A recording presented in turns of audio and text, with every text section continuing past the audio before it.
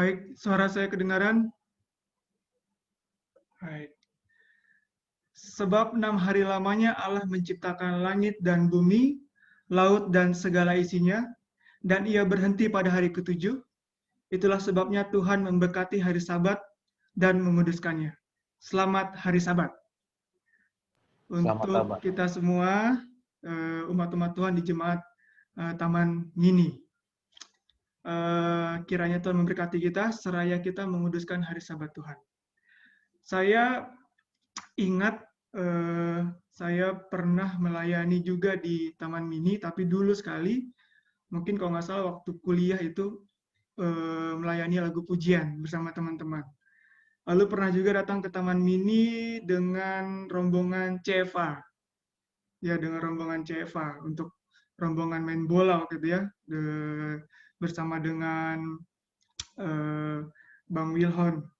Jadi saya kenal beberapa teman-teman atau sahabat di Taman Mini. Tapi puji kepada Tuhan, terima kasih kepada Tuhan, kita boleh bertemu pada malam hari ini dengan Zoom. Terima kasih kepada pendeta, majelis, dan seluruh anggota jemaat yang sudah mengizinkan saya untuk membagikan pelajaran firman Tuhan pada hari Sabat ini, di jam Vesper. Baik, sebelum kita mulai, saya rindu kita untuk berdoa satu kali lagi.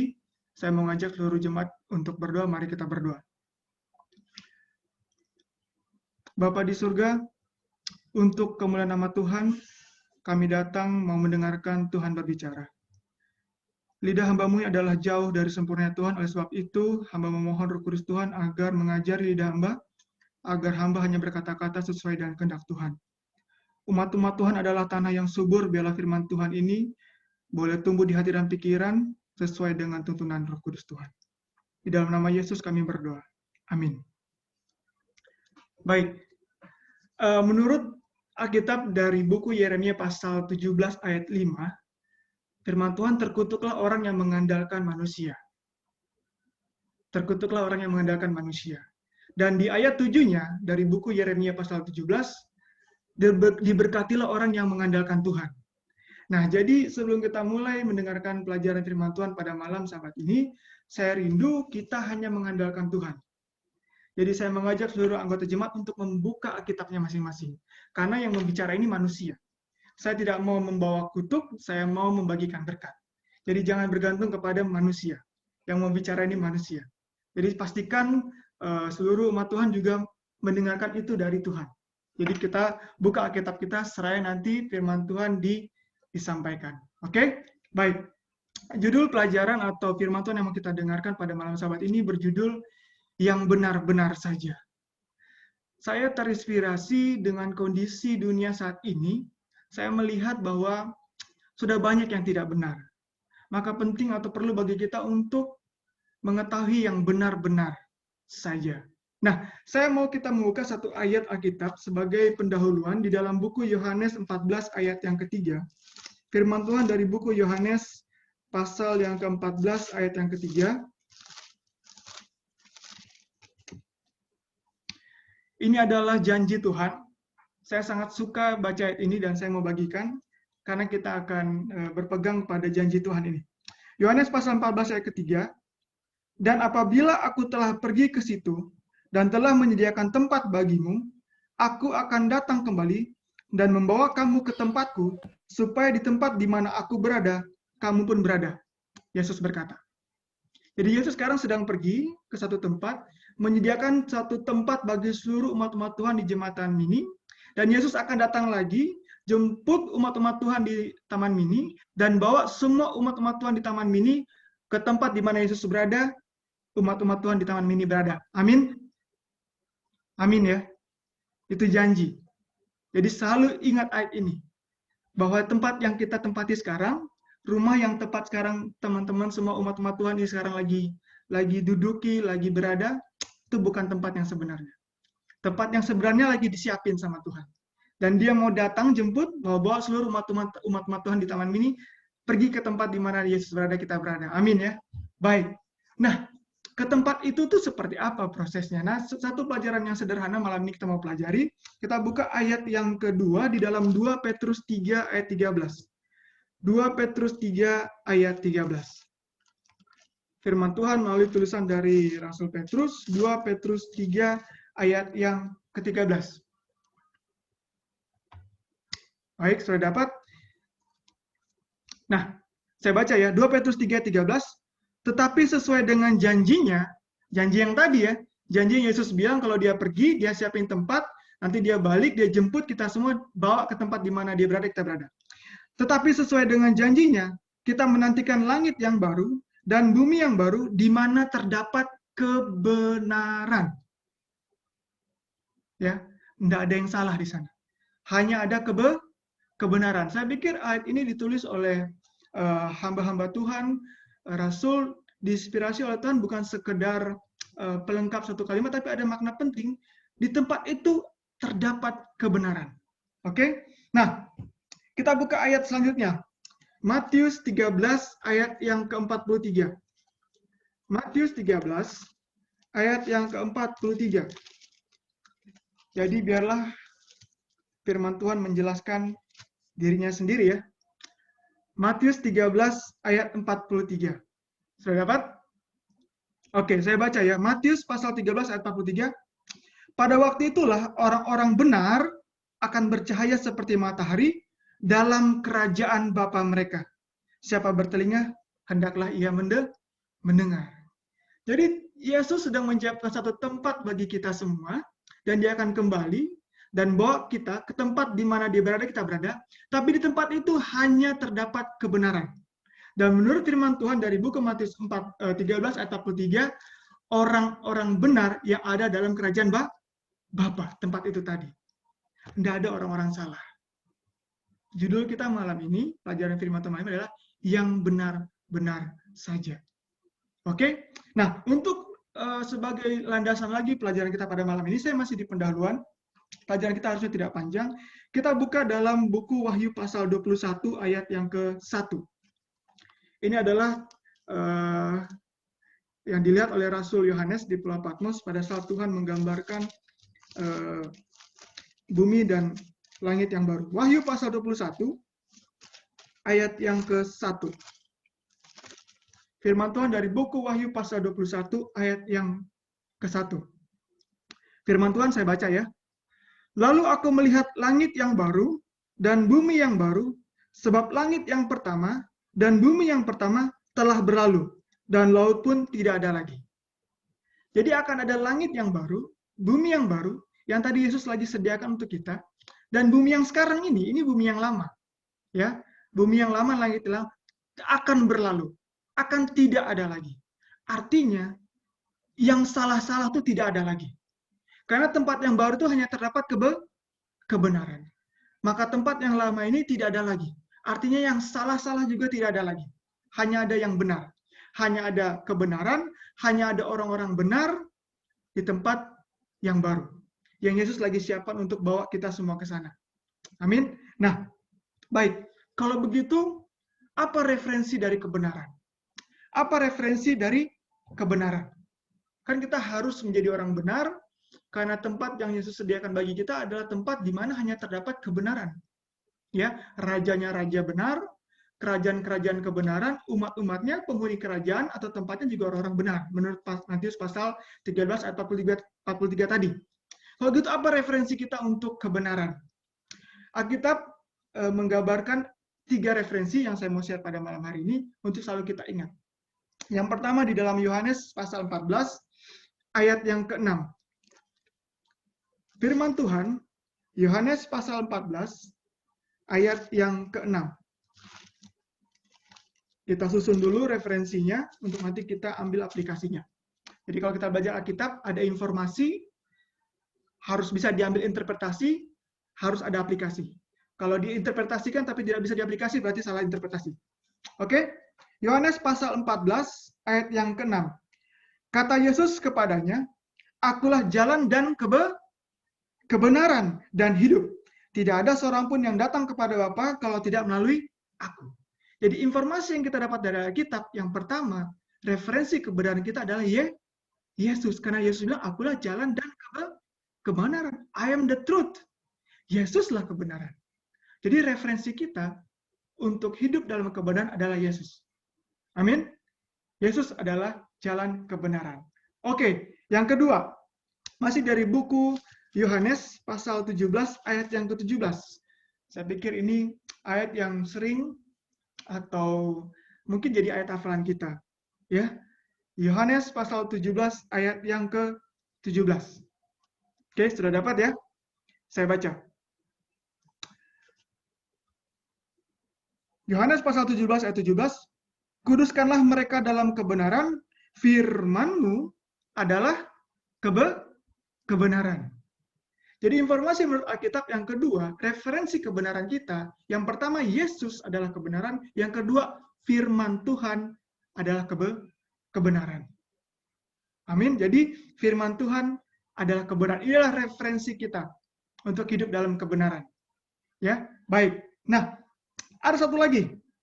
Yang ketiga, kita buka di dalam Mazmur 119, Mazmur pasal yang ke-119, ayat yang ke-30. Mazmur pasal 119, ayat yang ke-30.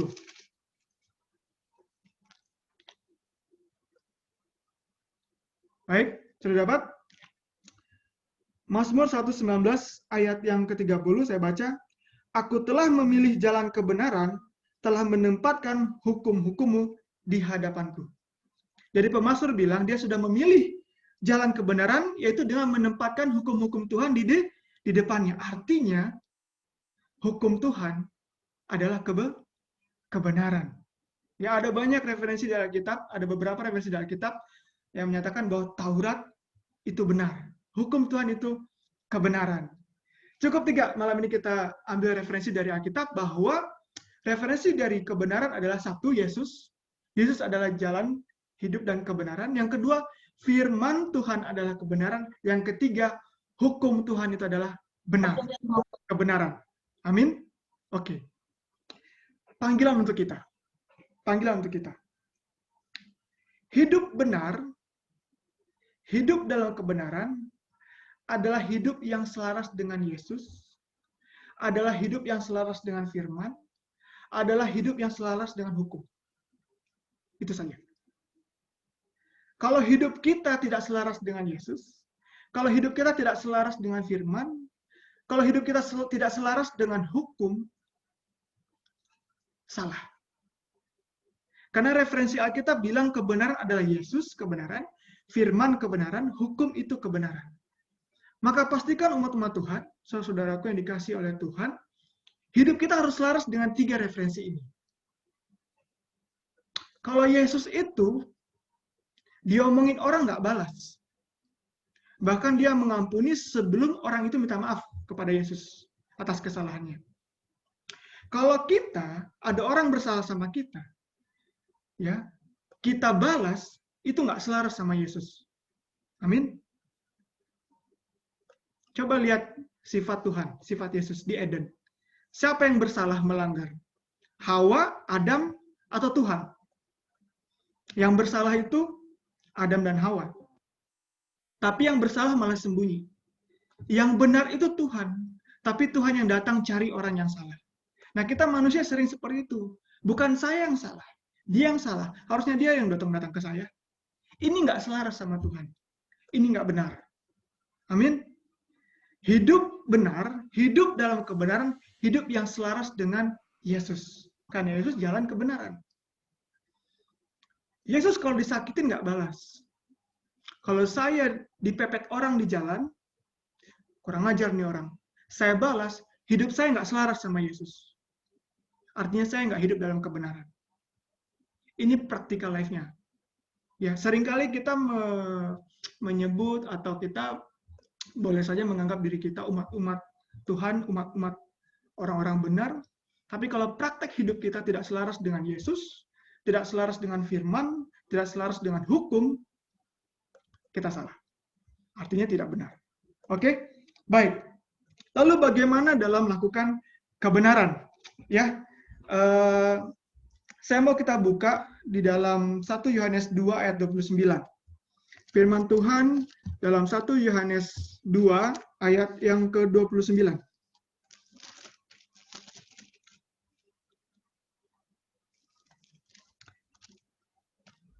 1 Yohanes pasal 2 ayat yang ke-29. Firman Tuhan, "Jikalau kamu tahu bahwa Ia adalah benar, kamu harus tahu juga bahwa setiap orang yang berbuat kebenaran lahir daripadanya." Saya ulang. Jikalau kamu tahu bahwa Ia adalah benar, kamu harus tahu juga bahwa setiap orang yang berbuat kebenaran lahir daripadanya. Jadi nggak ada kebenaran yang bukan berasal dari Yesus. Saya boleh klaim saya melakukan kebenaran atau berbuat benar, tapi kalau itu tidak berasal dari Yesus, tidak selaras dengan Yesus, itu nggak benar. Semua orang yang berbuat kebenaran, itu apa katanya? Lahir daripada Tuhan, daripada Yesus. Ya. Jadi kalau kita buat sesuatu yang tidak benar, cepat sadar, kita jauh dari Yesus. Kita jauh dari Tuhan. Karena kita sedang melakukan hal-hal yang tidak benar, salah, artinya kita tidak lahir daripada Tuhan. Oke? Nah, lalu bagaimana dalam menyikapi kebenaran? Siapa yang punya wewenang untuk menilai orang ini berbuat benar atau orang ini tidak berbuat benar? Tentunya kita sudah tahu bahwa itu adalah Tuhan saja. Tuhan saja. Nah, kita buka di dalam Kejadian pasal 7 ayat 1. Kejadian pasal 7 ayat 1. Kejadian pasal 7 ayat 1 ini cerita tentang Nuh. Ya, pada saat Tuhan mau memberikan hukuman kepada bumi dengan air bah, ya. Ada satu sukacita. Ini kita lihat di dalam Kejadian pasal 7 ayat yang pertama. Saya baca Kejadian pasal 7 ayat 1. Lalu berfirmanlah Tuhan kepada Nuh, "Masuklah ke dalam bahtera itu, engkau dan seisi rumahmu, sebab engkaulah yang kulihat benar di hadapanku di antara orang zaman ini." Oke? Jadi, siapa yang melihat benar atau tidak benar kalau menurut ayat ini? Kita lihat siapa? Tuhan yang melihat. Kata Tuhan apa tadi? Sebab engkaulah yang kulihat benar. Jadi Tuhan yang melihat benar. Saya mau ambil satu pelajaran yang kita bisa aplikasikan ke dalam kehidupan kita, khususnya untuk umat-umat Tuhan di Jemaat Taman Mini. Kita pakai frase atau kalimat yang ada di dalam Kejadian pasal 7 ayat 1. Kita ganti Nuh menjadi Jemaat Taman Mini. Sebab Jemaat Taman Mini lah yang kulihat benar di hadapan Tuhan di antara orang-orang zaman tahun 2021. Amin? Amin ya. Semoga seperti itu ya. Pada saat ini juga surga, pada saat ini juga saat Tuhan sedang melihat kita, khususnya umat-umatan Tuhan di Taman Mini, kiranya Tuhan mengatakan hal ini kepada kita. Sebab umat Taman Mini lah yang kulihat benar di antara orang-orang yang hidup di Jakarta. Amin. Kiranya inilah Taman Mini lah, Jemaat Taman Mini yang kulihat benar di antara orang-orang yang hidup di zaman ini, di zaman akhir ini. Ini menjadi doa dan harapan kita pada saat Tuhan melihat umat-umat Tuhan di Taman Mini. Amin. Amin ya. Baik, supaya kita hidup dalam kebenaran dengan 3 referensi tadi. Nah, baik. Saya teringat satu cerita pada saat saya pernah naik pesawat. Saya pernah ada perjalanan dinas keluar kota, saya harus naik pesawat. Pada saat sudah masuk dalam pesawat, boarding, saya duduk. Lalu di depan saya duduk di bangku yang di dekat lorong, paling pinggir dekat lorong. Lalu di depan saya juga ada duduk seorang ibu, dia duduk juga di baris 3, jadi dekat lorong, ya dekat lorong jalan, baris ketiga. Sambil menunggu proses boarding, banyak penumpang yang masih baru naik ke pesawat. Tiba-tiba ada seorang ibu lain menghampiri row baris di kursi yang ibu tadi duduk di depan saya. Lalu ibu itu yang baru datang ini dia lihat bingung. Karena dia melihat sepertinya tiket pesawatnya dia duduk di pinggir dekat lorong. Lalu dia berkata kepada ibu yang pertama duduk di sini, "Mohon maaf Bu, ibu nggak salah." Namun apa yang terjadi? Ibu yang pertama sekali duduk tadi, dia langsung marah-marah. Itu di depan saya. Dia langsung marah-marah, dia ngotot. Saya di sini kok. Ibu mungkin yang salah. Dia bilang gitu. Si ibu ini ngomongnya gitu, ketus. Dan suaranya kencang, sampai kita yang ada di belakangnya dan di depannya semua ngelihat ya. Wah ini ibu ini ngomongnya keras sekali. Enggak bu, kayaknya ibu cek lagi dulu. Si ibu yang duduk pertama sekali ini, dia tidak mau periksa. Dia nggak mau cek.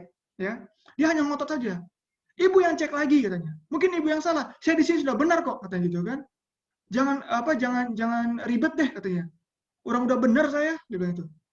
Akhirnya ibu yang tadi datang kedua itu dia lihat lagi, takutnya dia yang salah, teman dia lihat row-nya benar, nomor kursinya benar, dia duduk di pinggir, dia lihat, Bu maaf Bu, saya di pinggir, kalau menurut ini, ibu yang geser, ibu di sana. Ibu ini masih marah-marah yang duduk ini. Ibu ini banget sih, kalau nggak kasih tahu pramugarinya deh, orang saya di sini benar kok gitu kan. Tapi sambil dia ngomel, sambil dia mengeluh, sambil dia merasa dirinya benar, dia ambil juga tiket dia dari tasnya, lalu dia coba lihat. Dan ternyata dia salah. Dan ternyata dia yang salah. Dan akhirnya dia tetap ngomel, wah gitu aja repot. Akhirnya dia pindah dia ke ujung. Ternyata dia ujung, tapi ujung dekat jendela. Dia ujung dekat jendela, bukan ujung dekat lorong. Ya, saya melihat itu, saya lihat Tuhan, saya pikir, inilah kita manusia. Kita ini melakukan self-righteousness. Kebenaran-kebenaran yang kita klaim sendiri tanpa kebenaran yang diakui oleh Tuhan. Seperti Nuh tadi, kalau kita buka di dalam Ibrani pasal 11, kalau kita buka firman Tuhan, saya mengajak kita buka firman Tuhan dari buku Ibrani pasal 11, ayat yang ke-7. Ibrani pasal yang ke-11, ini ada cerita tentang tokoh-tokoh iman. Ibrani 11 pasal yang ke-7. Ya. Karena iman, saya baca Ibrani 11 ayat 7. Karena iman, maka Nuh yang tadi di Kejadian pasal 7 yang Tuhan lihat benar di antara orang zaman itu, karena iman, maka Nuh dengan petunjuk Allah tentang sesuatu yang belum kelihatan, dengan taat mempersiapkan bahtera untuk menyelamatkan keluarganya, dan karena iman itu ia menghukum dunia, dan ia ditentukan untuk menerima kebenaran. Jadi ini prosesnya.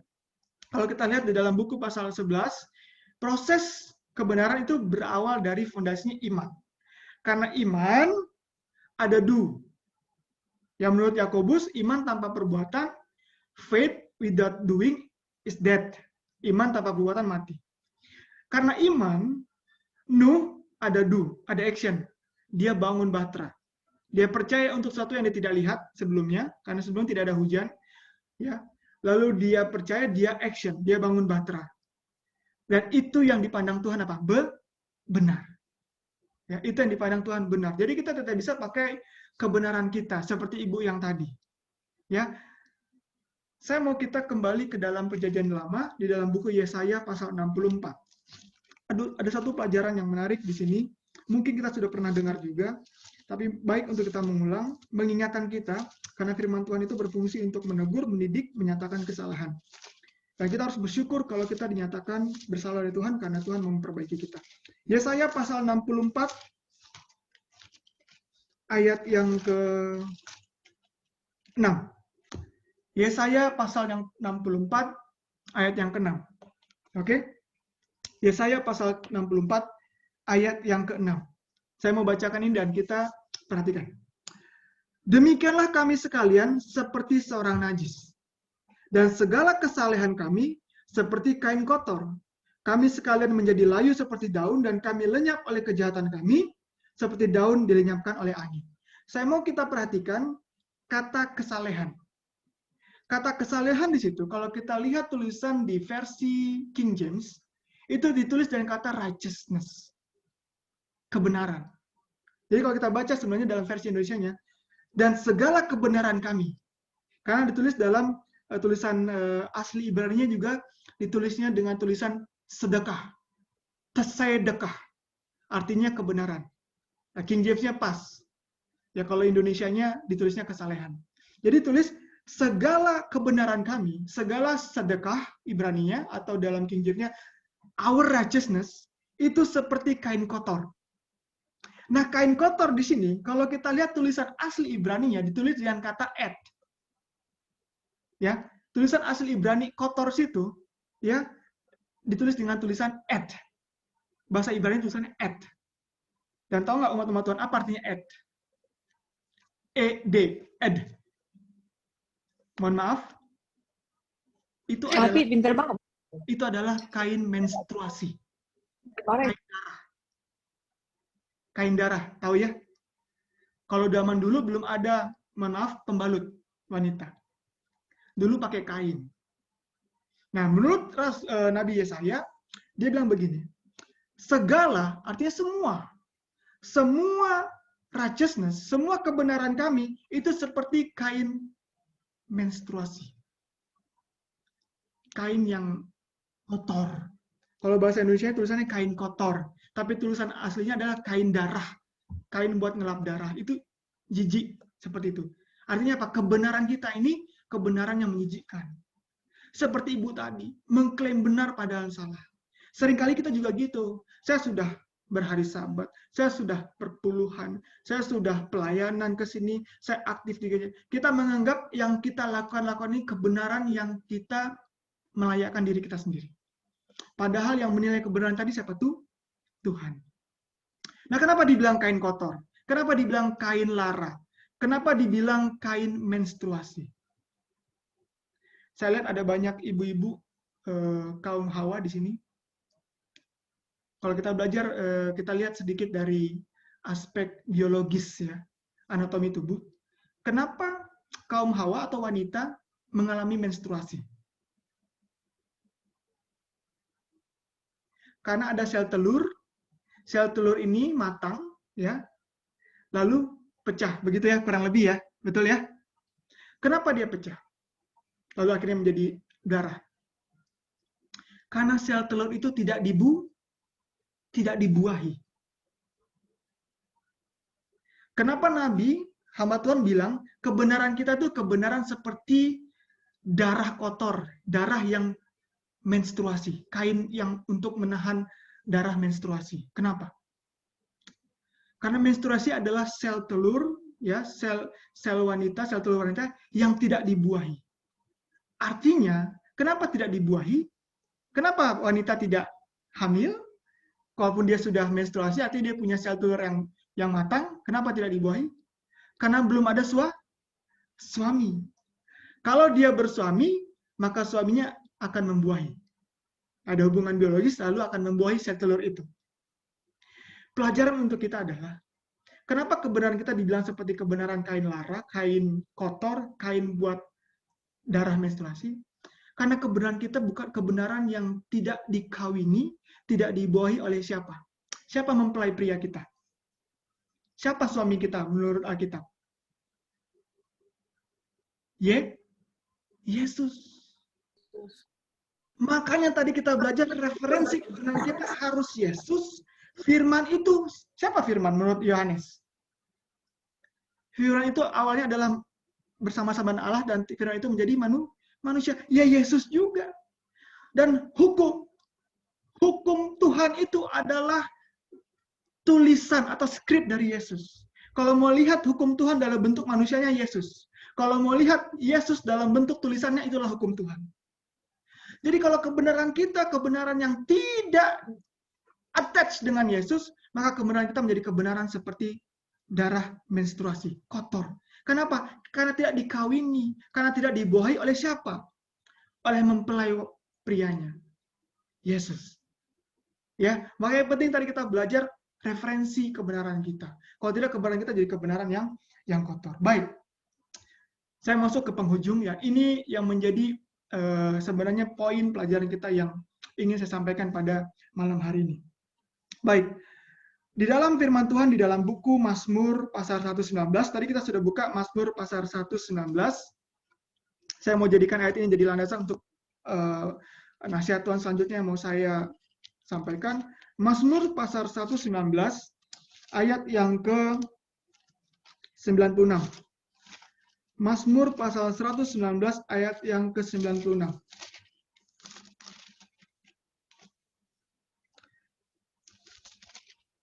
Sudah? Firman Tuhan, pemazmur menulis di dalam buku Mazmur 119 ayat 96 dikatakan begini. Aku melihat batas-batas kesempurnaan tetapi perintahmu luas sekali. Saya ulangi, pemazmur berkata, aku melihat batas-batas kesempurnaan. Kalau kesempurnaan itu ada batas-batasnya. Tapi kalau perintah Tuhan itu luas sekali. Ya, luas perintah Tuhan itu. Hukum itu memang isinya 10 perintah Tuhan. Tapi itu luas. Ya, Yesus sendiri pernah mengajarkan, ada firman Tuhan bilang jangan berzina. Tapi kalau kamu melihat saja dan mengingini, kamu sudah berzina. Ya, seperti itu. Makanya firman Tuhan itu, perintah Tuhan itu luas. Saya mau pakai ini jadi basis. Baik. Hidup dalam kebenaran adalah hidup yang berbuat benar. Tidak ada hidup benar, hidup kebenaran, tapi perbuatan salah. Jadi saya ulangi, hidup dalam kebenaran adalah hidup berbuat benar. Jadi kalau bahasa King James-nya, do righteousness. Melakukan benar. Do righteousness. Doing right. Seperti itu ya. Doing right. Melakukan yang benar. Doing. Ya, doing. Kata kerjanya doing. Melakukan benar. Saya ulangi ini karena ada penekanan di sini. Doing right. Do right. Melakukan yang benar. Ya, referensinya tadi, guideline-nya, panduannya adalah Yesus, firman Tuhan, dan hukum Tuhan. Karena itu adalah kebenaran. Nah, kalau 10 perintah Tuhan, ke 10 perintah Tuhan, tadi dibilang luas. Saya mau tanya kepada kita semua. Orang benar itu do right. Melakukan benar. Ada 8 dari perintah Tuhan, 10 tadi, ada 8 dari perintah Tuhan, isinya itu do not. Boleh mengerti ya? Orang benar, do right. Melakukan benar. Oke? Dari 10 perintah Tuhan, ada 8 isinya do not. Tidak melakukan. Isinya benar. Do not kill. Thou shall not kill. Jangan membunuh. Tidak melakukan membunuh. Do not steal. Jangan mencuri. Tidak melakukan mencuri. Ya, tidak melakukan mencuri. Begitu ya. Nah, saya mau kita belajar melihat lebih dalam lagi, karena pemazmur bilang tadi, perintah Tuhan itu luas. Oke? Orang benar do right. Tapi 8 dari perintah Tuhan bilang do not. Jadi kita tuh doing, perintah Tuhan bilang do not, tidak melakukan. Begini umat-umat Tuhan, saudara-saudara kekasih. Saya tidak mencuri. Umat Tuhan, Taman Mini, saya, Raymond, saya tidak melakukan mencuri. Saya do not steal, saya tidak mencuri. Tapi saya pun tidak doing give. Saya tidak mengambil punya orang yang bukan milik saya, tapi saya pun tidak memberi orang yang bukan miliknya. Mengerti nggak maksud saya? Kita sering fokus kepada dunat-dunatnya. Saya tidak mencuri. Saya tidak mengambil milik orang lain. Tapi saya juga tidak memberikan yang saya punya kepada orang lain. Kita fokus di dunatnya, tapi kita tidak doing right. Umat Tuhan itu doing right. Melakukan yang benar. Oke? Saya tidak membunuh. I do not kill. Saya tidak membunuh, saya tidak menyakiti. Saya tidak mengapa-ngapain kamu, tapi saya juga tidak mengasihi kamu. Mengerti nggak maksud saya? Saya tidak membunuh, saya tidak menyakiti, tapi saya juga tidak mengasihi. I do not kill, tapi saya tidak doing love. Ngerti maksud saya ya? Kita mau lihat lebih dalam firman Tuhan, perintah Tuhan. Ya. Apalagi firman Tuhan bilang. Ya. Jangan bersaksi dusta. Saya tidak bersaksi dusta. Saya nggak bilang yang salah. Saya tidak menyatakan yang salah. Tapi saya juga tapi tidak menyatakan yang benar. Saya tidak bersaksi yang dusta, tapi saya juga tidak bersaksi yang benar. Umat Tuhan, khususnya kita yang memelihara perintah Tuhan, sering fokus di dunatnya. Saya nggak bersaksi dusta kok. Tapi pun saya tidak bersaksi yang benar. I do not lie, tapi saya pun tidak doing, saying right, mengatakan yang benar. Saya harap kita mengerti. Maksudnya, mengerti ya? Oke, puji Tuhan. Nah, kita sering fokus kepada yang do not, yang tidak melakukan yang salahnya, tapi pun tidak melakukan yang benarnya. Saya tidak mencuri, saya tidak ngambil punya orang, tapi saya tidak membagi juga yang saya punya ke orang lain. Saya tidak membunuh, saya tidak menyakiti orang, tapi saya juga tidak mengasihi orang, tidak doing right-nya. Ya. Menurut Matius pasal 3 ayat 43, orang benar, orang yang doing right, yang ada di dalam kerajaan Bapa di surga. Saya tidak bilang jangan membunuh teman-teman atau umat-umat Tuhan, saudara yang dikasih yang sudah melakukan perintah Tuhan, tidak membunuh, tidak mencuri, itu salah. Tapi firman Tuhan itu luas, perintah itu luas. Ya, mari kita do right. Orang benar itu doing right, melakukan yang benar. Ya, tidak mencuri itu benar. Tapi tidak membagikan yang kita punya kepada orang juga salah. Oke? Baik. Saya mau baca satu kutipan dalam tulisan inspirasi dari buku Christ Object Lesson, halaman 312. Hamba Tuhan Ellen White bilang begini. Jubah kebenaran Yesus adalah penurutan yang sempurna kepada hukum Tuhan. Kalau yang kita tadi pakai kan kain lara. Kain lara yang kita pakai. Yang dipakai oleh Adam dan Hawa adalah daun ara. Itu nggak boleh dipakai karena itu nggak benar. Itu akan dilepas dan dipakaikan oleh jubah kebenaran Yesus. Nah, menurut hamba Tuhan Ellen White, jubah kebenaran Yesus adalah penurutan yang sempurna kepada perintah Tuhan, hukum Allah. Christ Object Lesson, halaman 312. Nah, penurutan hukum Allah yang sempurna itu yang seperti tadi. Saya nggak berbohong, tapi saya pun tidak mengatakan yang benar. Saya tidak menyakiti, tapi pun saya tidak mengasihi orang lain. Saya tidak mengambil punya orang lain, mencuri, tapi saya pun tidak membagikan punya saya kepada orang lain. Inilah perintah Tuhan yang luas dan yang sempurna itu. Do right. Oke, 2 ayat terakhir. Wahyu pasal 19 ayat 8. Wahyu pasal 19 ayat yang ke-8. Firman Tuhan di dalam Wahyu pasal 19 ayat yang ke-8.